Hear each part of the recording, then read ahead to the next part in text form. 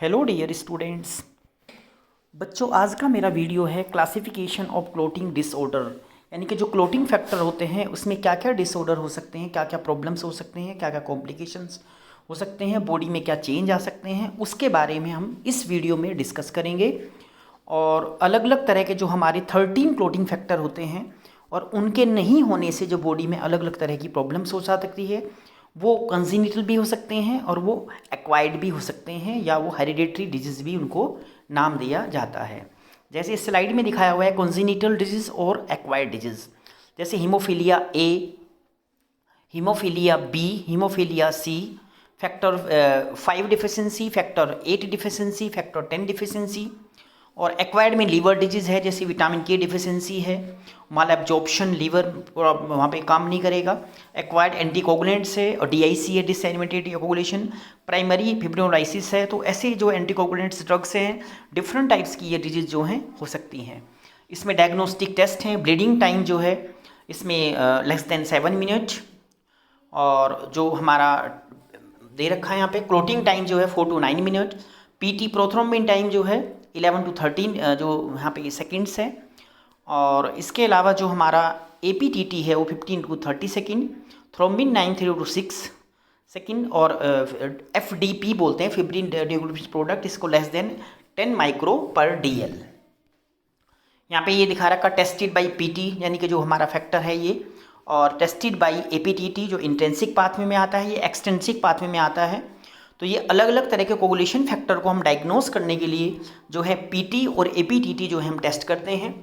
PT में factor जो है हमारा 7A जो है यहाँ पे, और इसमें जो है यहाँ पे 8, 9 और 11 जो है ये सब यहाँ पे टेस्टिंग किए जाते हैं।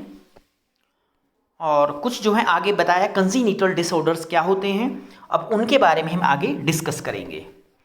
ये जो फैक्टर जो है हमारा यहाँ पे फर्स्ट डिफिशेंसी है, फैक्टर फर्स्ट डिफिशेंसी जो है वो अम्ब्रेला टर्म के नाम से वो जाना जाता है, उसके साथ रिलेशन है उसका। और ये कंजीनिटल जो है फिब्रिनोजेनिस डिफेक्ट होता है, एफिब्रिनोजीमिया और हाइपोफिब्रिनजीमिया और डिसफिब्रिनोजीमिया जो है इसकी है डिजीज़ होती है। हाइपो जो हमारा डिसफिब्रिनोजीमिया होता है ये कंबाइन होता है डिफेक्ट, इसके साथ में जो लेवल जो होता है हमारा फिब्रिनोजन का, वो जो है उसका फंक्शन ठीक से नहीं होता है। और एफिब्रिनोजीमिया का मतलब है कि वो जो उसका जो जीन होता है वो ऑटोसोमल रिसेसिव डिसऑर्डर होता है, और जिसके कारण वो ठीक से काम नहीं करता है। हाइपोफिब्रिनोजीमिया का मतलब होता है कि यहाँ पर जो फाइब्रिनोजन है वो एक तरह से रिसेसिव है या डोमिनेंट है, वो मेल भी हो सकता है और वो फीमेल भी हो सकता है।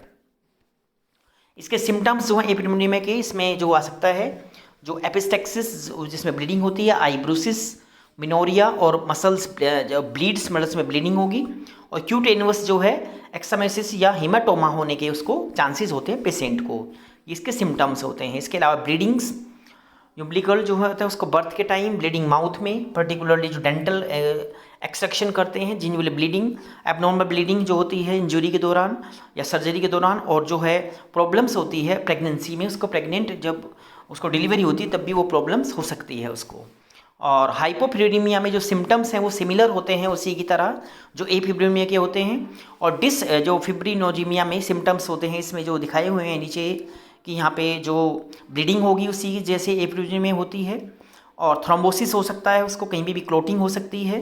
और हाइपोथ्रोम्बोसिस में जो सिम्टम्स होंगे वो वेरिएबल होंगे, वो डिपेंड करेंगे कि कितना वहाँ पर जो फाइब्रिनोजन है वो प्रोड्यूस हो रहा है, या वो कितना फंक्शन कर रहा है और कितना फंक्शन वो नहीं कर रहा है। इसका ट्रीटमेंट है उसको देना पड़ेगा हमें फिब्रिनोजन कंसनट्रेट और क्रायोप्रेसिपिटेट और FFP फ्रेश फ्रोजन प्लाज्मा, उसको ट्रांसफ्यूज करना पड़ेगा ताकि जो है वो पेशेंट एकदम ठीक तरीके से अपना फंक्शन करे, काम करे। और फैक्टर सेकंड जो है जो प्रोथ्रोम्बिन हमारा टाइम है डिफिशिएंसी सेकंड में क्या हो सकता है, ऑटोसोमल रिसेसिव डिसऑर्डर हो सकता है, मेल फीमेल दोनों में हो सकता है, बहुत रेयर होता है ये। इनहेरिटेड ब्लीडिंग डिसऑर्डर्स हो सकती है। इसके अलावा यहाँ पे जो उसको लाइफ थ्रेटिंग जो प्रॉब्लम्स हो सकती है जैसे लीवर डिजीज, विटामिन के डिफिशिएंसी, या उसको कोमल्डिन जो है वो मेडिकेशंस उसको देना पड़ेगा हमें।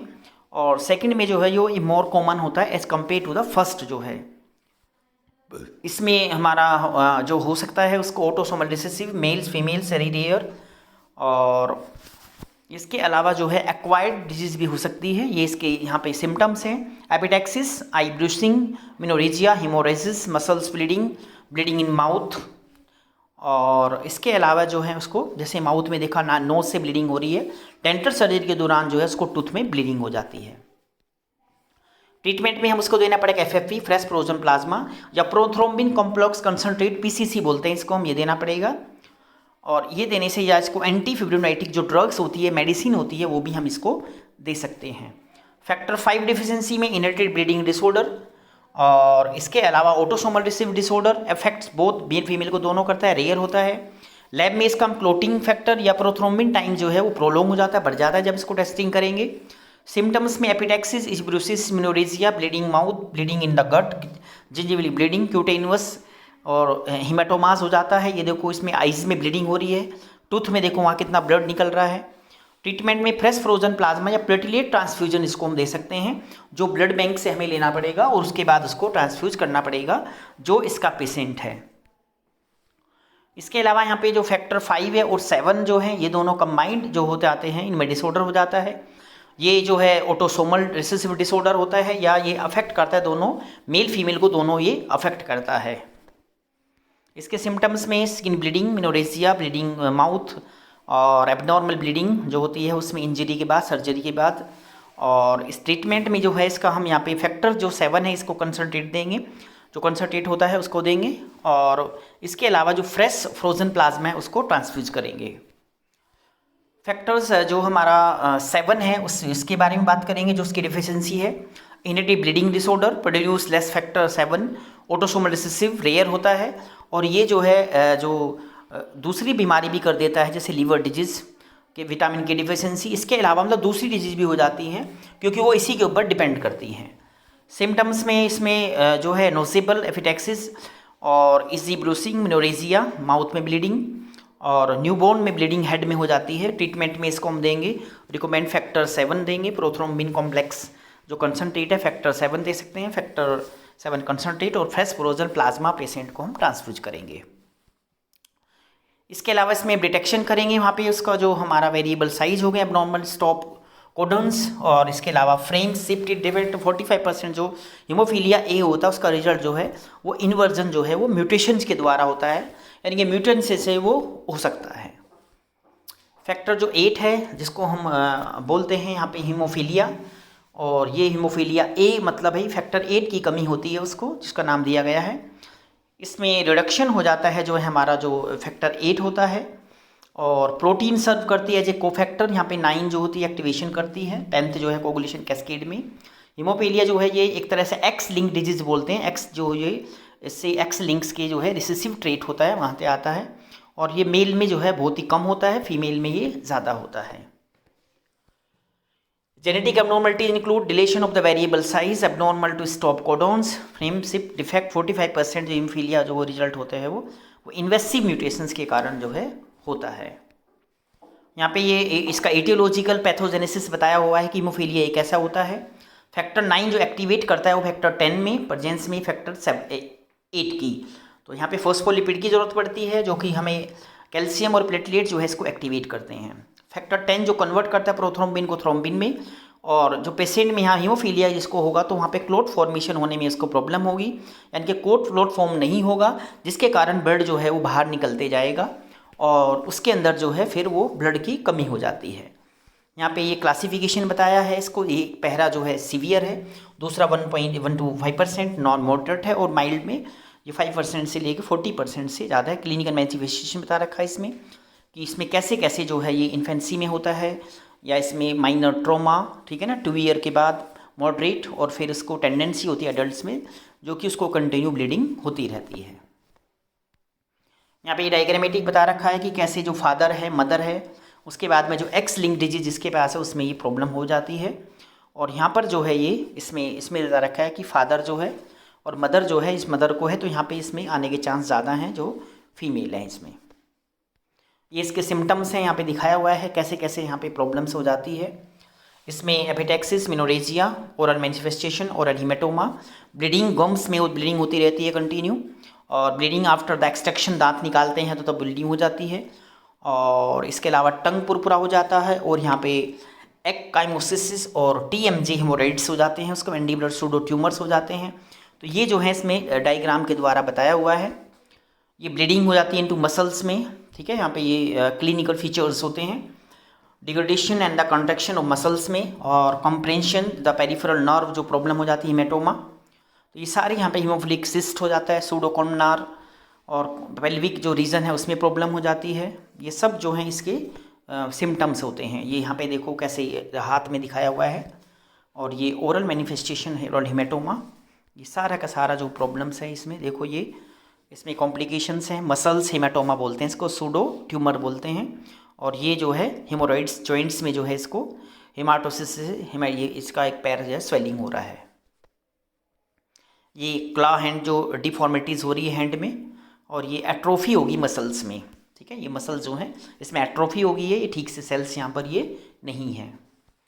और लेबोरेटरी फाइंडिंग्स में जो PT होता है वो नॉर्मल होता है, clotting time prolong, APTT prolong, और स्पेसिफिक जो एस्से करेंगे फैक्टर 8 के लिए जो उसकी एक्टिविटी भी लोअर हो जाती है। ट्रीटमेंट में उसको हम दे सकते हैं factor 8 concentrate, fresh frozen plasma, cryoprecipitate, और एंटी फिब्रोनाइटिक जो है उसको हम जो दे सकते हैं, कोई भी जो टैबलेट्स होती है हमारे पास।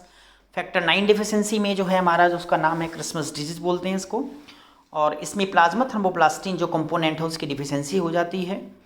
इसको क्रिस्टमस डिजीज़ के नाम से जाना जाता है, जो कॉन्जीनिटल सेक्स लिंक डिसऑर्डर के नाम से जानते हैं इसको हम। और ये इंसिडेंट होता है 1 पर 50,000 हो मेल, यानी कि 50,000 में एक को होने के ये चांसेस होते हैं इसको। क्लिनिकल फीचर्स में हीमोफीलिया एक ही तरह ही होते हैं उसी की तरह। और इसके अलावा जो है APTT लेवल का लेवल प्रोलोंग हो जाता है, एक्स लिंक डिसऑर्डर है ये।